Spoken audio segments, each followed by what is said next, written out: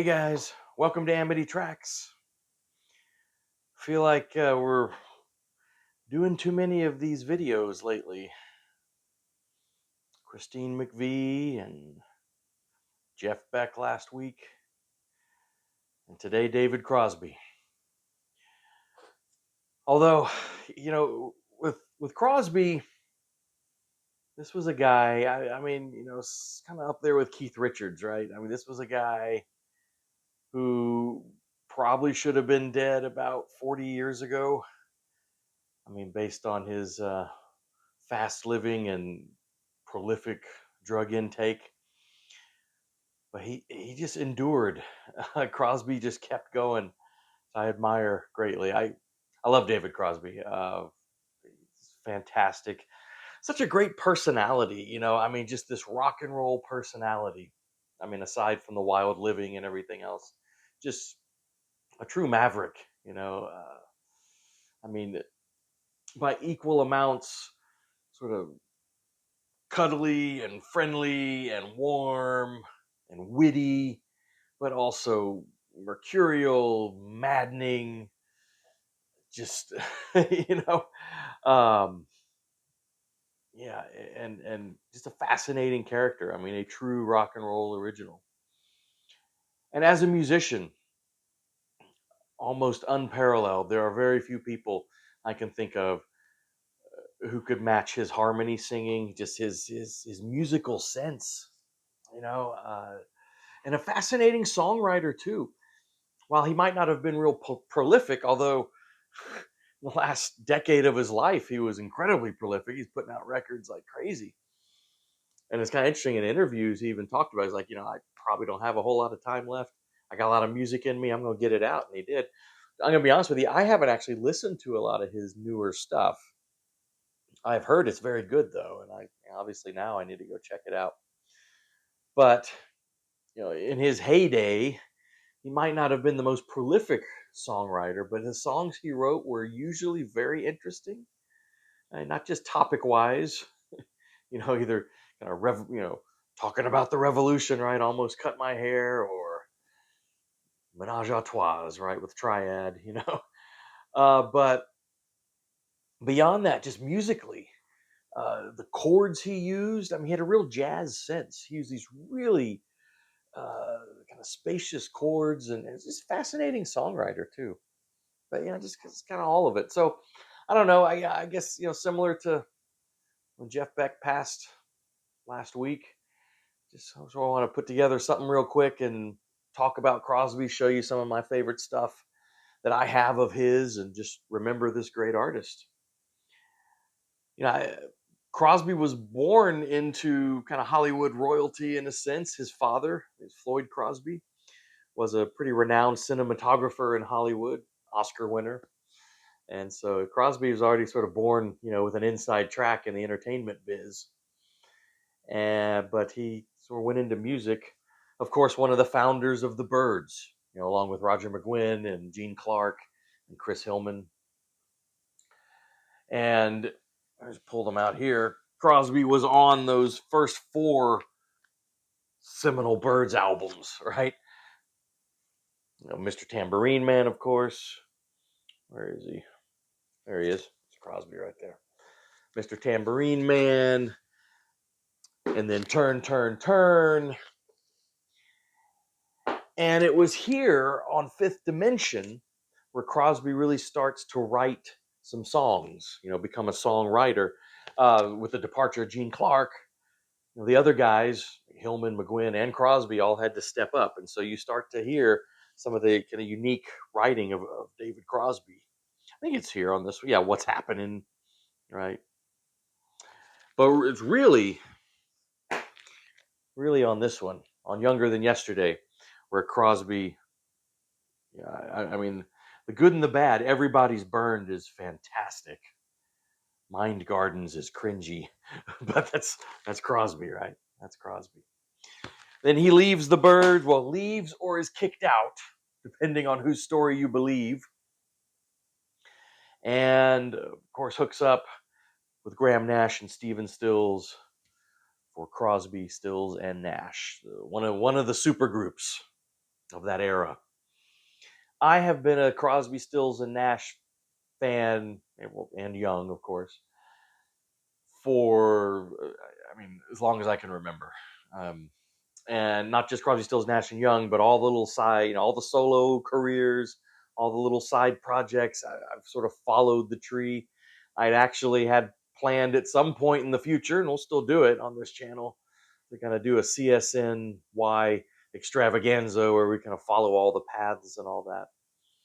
But this record is just groundbreakingly great. There they are. Long Time Gone, of course.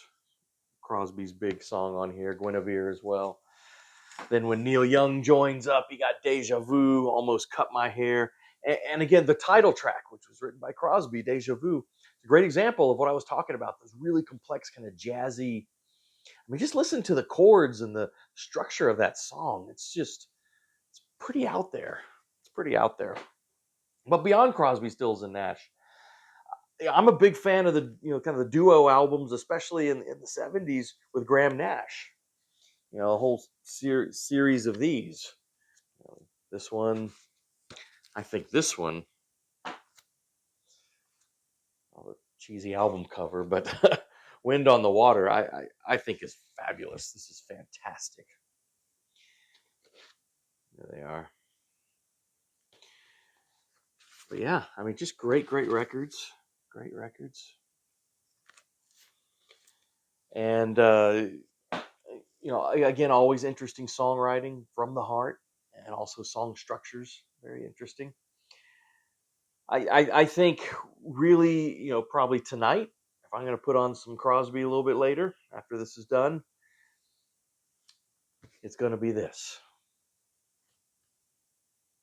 His first album as a solo artist, although, man, he's got some help. Was Neil Young, Graham Nash, Mickey Hart, Jerry Garcia, Jack Cassidy, Michael Shreve, Paul Kantner, Phil Lesh, Bill Kurtzman.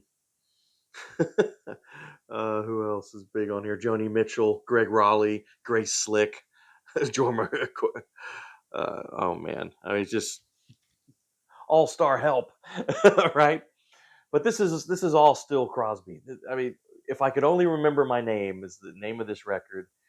And actually, this last year put out sort of this. I have it on CD. This deluxe edition. It's a 2-disc set with a lot of great outtakes, beautifully remastered. So this is fantastic too. But yeah, there is nothing like this record. It's just ethereal. It's mysterious, drugged out, beautiful. It is gorgeous record. It just look at the cover art. It shows you what this is like. I'd recommend listening to, if you're familiar with it or not. Listen to this tonight for Cros. For David Crosby. This is. I think he even said that this is probably his high watermark. I mean, this is a phenomenal record. I mean, it's fascinating because he put this out, and he's working with Crosby, Stills, and Nash, and he only wrote a couple songs on each CSN record. There's only room for that. And he did those records with Graham Nash. He didn't put a second solo album out until I think the '80s. Oh Yes I Can, which I have or had on CD somewhere. I didn't pull it out. And then a couple more, but then it was again within the last 10 years he had this incredible creative resurgence. Put out 5-6 records, and again I don't have them, but I've heard they're excellent. I do want to check them out now. He also gained some kind of pop culture relevance again. He had this hilarious advice column in Rolling Stone magazine, kind of sponsored. He did videos and columns in Rolling Stone. And, I mean, that's the whole joke, right? Someone like who was as messed up as David Crosby, like he's going to be giving advice. But it was fantastic. It was witty. It was fun. It was self-aware. He had a blast doing it. Uh, yeah, I mean, he was just an original. I mean, I don't know. It's kind of tough doing these videos or right after you hear the news. These are people I've spent decades of my life listening to and really diving into their art, and then it's just like, yeah, they're gone. And hey, let's talk about it. So yeah, it's tough. It's tough. Although David Crosby, you know, his demise would never be a surprise. Kind of like Jeff Beck's last week was a surprise. This not a surprise, but still very sad. Still very sad. I mean, he was doing stuff. He really had this resurgence, and it would have been cool to see it keep going. And it's also sad the falling out he had. In the last, I don't know if you followed the drama, but last several years he and Graham Nash, who were best friends forever, weren't talking. Graham Nash, there's I don't know. Nash basically said there's some things that he wasn't going to say publicly that went on between them. A lot of it, I think, stems when Crosby was very critical of Neil Young's new relationship with Daryl Hannah, right?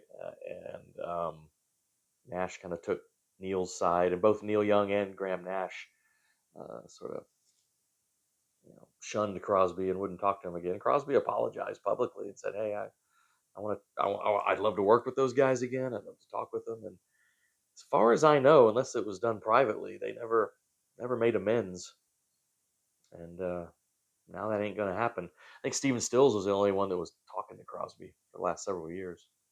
But I mean, like I said, no matter. Crosby was really working and touring. I mean, he actually last month he just put out a live album.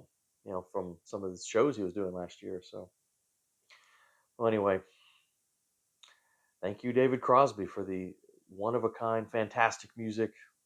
Rest in peace. And we'll see you guys next time on Amity Tracks.